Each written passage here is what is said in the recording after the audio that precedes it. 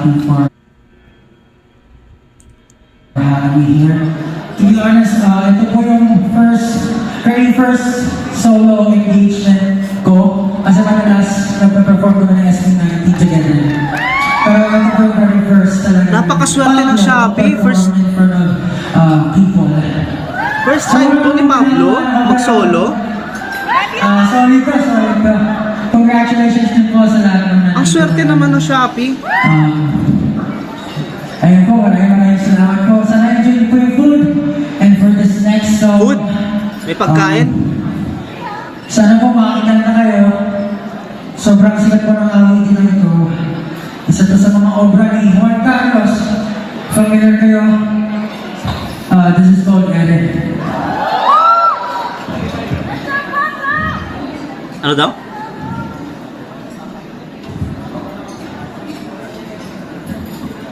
Lahat ng pagmamahal, Let's go. oras natin bigay. Parang di pansin Grabe, pre. ang sama ko sa'yo pag-ibig. Pre, let's go.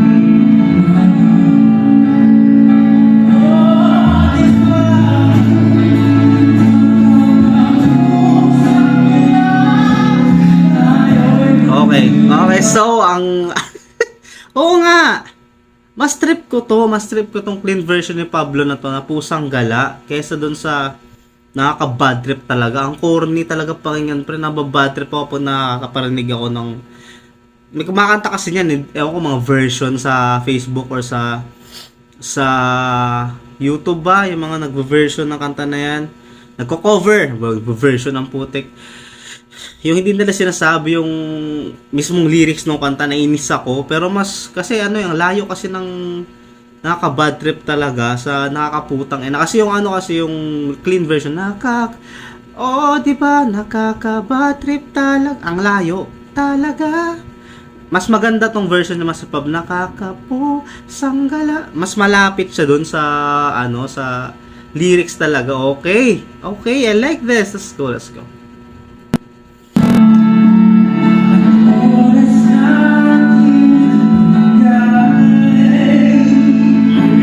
Gusto ko yung diin, yung napakalinis ng vibrato ni Master Pablo dito. Vibrato yung binigay,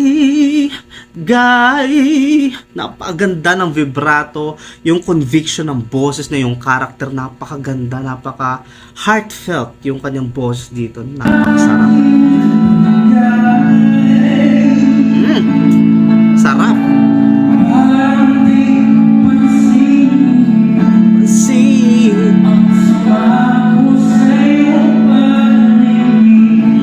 Let's go, Pablo. Master Pablo.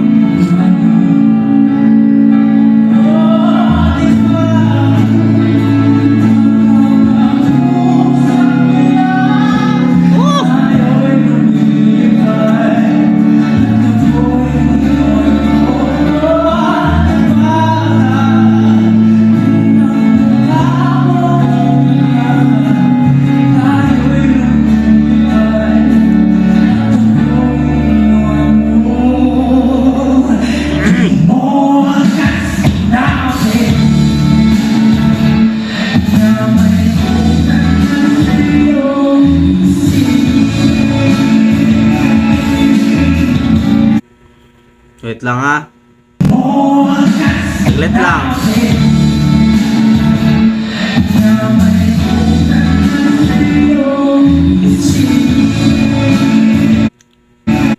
Tangina, pre. Tignan mo kung gaano kapogi itong nilalang na to, pre.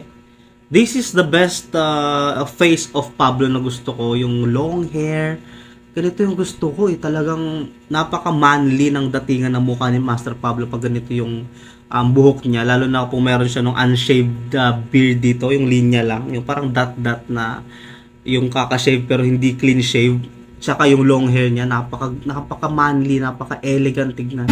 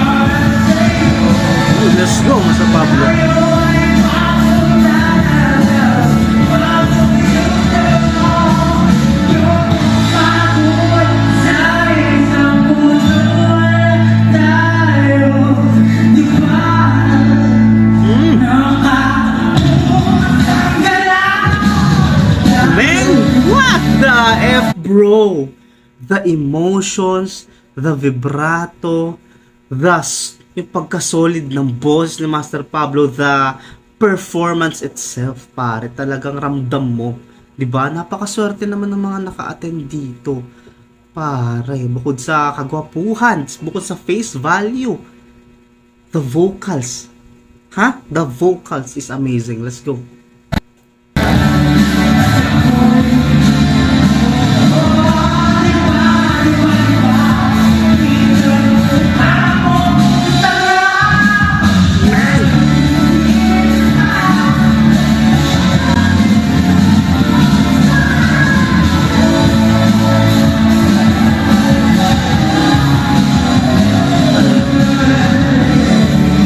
Ba't di narinig? Ano? Mahina yung mic. Hindi narinig yung high note niya. Falsetto ba yan?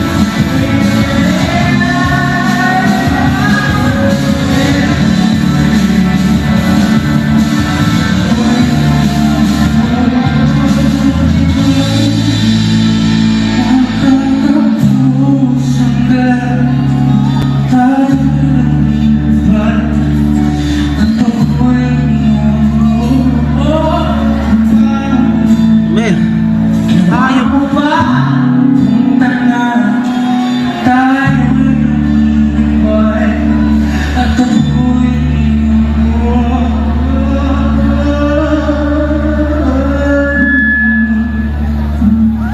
Dang, pare, Master Pablo. First solo performance niya to. Maraming salamat po. What the F, bro?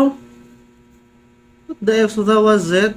Sa lahat ng solo performance na narinig ko in a very long time. In a very long time. In my whole life, I guess, no? Sa lahat ng solo performances in my whole life na wala akong maisip ngayon eh. Wala akong maisip sa ngayon. Si Master Pablo lang yung sa kanya ko lang nakita at the moment na kailangan mong itago yung kanta mo. Ito yung tipong performances, ha? Si Master Pablo ang tipong solo artist. Ilabas mo na natin yung SB19 as a solo artist. Si Master Pablo, kailangan mong itago yung kanta mo kay Master Pablo kasi he can make it his own. Aangkinin niya yung kanta mo na aangkinin niya yung kanta mo na parang kanya yung kanta mo. Ganon kagrabe yung chemistry niya sa kanta. Kahit hindi kanya yun. Di ba? Nakita mo yung performance niya. Parang kung isipin mo, parang parang kanta niya yung parang siya may-ari eh, alam mo. Ganon ka grabe yung yung emotion niya, yung pagmamahal niya sa pagpo-portray, which is kitang-kita mo sa the way siya gumalaw, the way niya itahi yung boses niya sa galaw niya at sa pakiramdam niya. That is wow, man. Sino pa ba yung alam ko mga batikang artista, magaling gumanyan, magaling damdamin yung kanta na parang to the extent na hindi mo alam na hindi pala sila yung original, no? Pero in a very long time wala akong maisip si Master Pablo yung yung alam kong dalang-dala niya yung kanta na hindi kanya, na parang kanya yon. Grabe yun, pre. Dang, pare, I felt it very much. Isa din siya sa pinaka sikat na kanta as of today, no? So kita mo yung versatility din ng Master Pablo sa ganong genre, no, na bagay din siya sa mga ballad, alam mo yon.